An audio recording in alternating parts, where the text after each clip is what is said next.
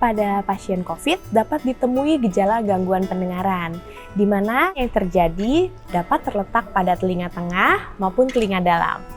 Kelainan yang terletak pada telinga tengah disebabkan pada pasien COVID terjadi peradangan pada saluran pernafasan bagian atas, di mana di daerah tersebut terdapat saluran penghubung jendela yang kita antara belakang hidung dengan telinga yang kita kenal dengan istilah tuba eustachius.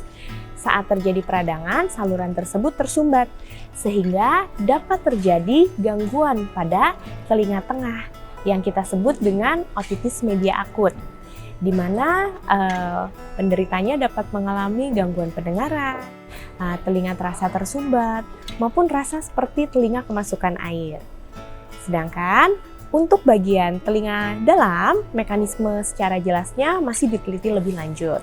Namun, gangguan pendengaran pada telinga dalam oleh karena virus biasanya bersifat tulisensori neural, di mana dapat diakibatkan efek langsung dari infeksi virus pada telinga dalam maupun efek tidak langsung.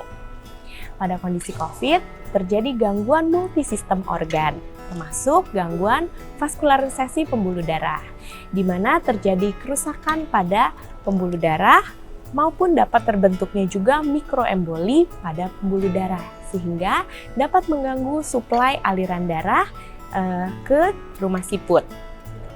Di dalam rumah siput terdapat daerah yang disebut dengan sel rambut luar koklea atau rumah siput yang sangat rentan rusak bila terjadi kondisi hipoksia atau kurangnya oksigen. Pada pasien COVID sering ditemui kondisi hipoventilasi atau hipooksigenasi, yaitu kurang oksigen, sehingga bagian syaraf di telinga dalam dapat mengalami kerusakan yang kadang kita kenal dengan istilah sudden deafness atau tuli mendadak.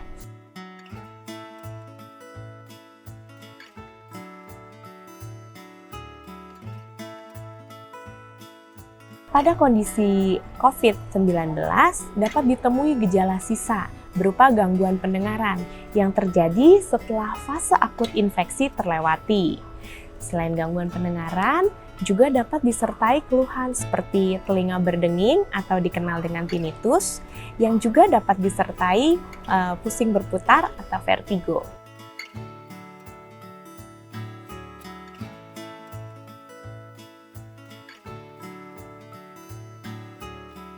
Tergantung dari gangguan pendengaran yang dialami. Apakah gangguan pendengarannya di bagian telinga tengah atau telinga dalam?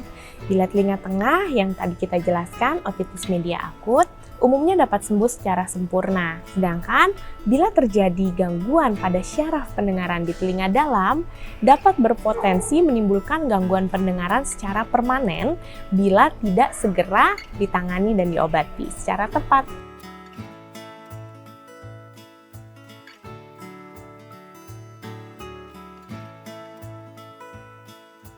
Pada penanganan COVID-19, kadang diperlukan beberapa regimen terapi seperti antivirus, remdesivir, favipiravir, maupun pada kondisi tertentu membutuhkan antibiotik, khususnya golongan makrolid seperti azitromisin, yang berpotensi menimbulkan efek ototoksik yang dapat menimbulkan gangguan pendengaran, khususnya bila penggunaan obat-obatan tersebut digunakan secara berkepanjangan atau digunakan pada pasien-pasien dengan kondisi tertentu, seperti adanya gangguan ginjal, adanya gangguan fungsi hati, adanya imunokompromis seperti pada pasien HIV maupun pada pasien usia lanjut.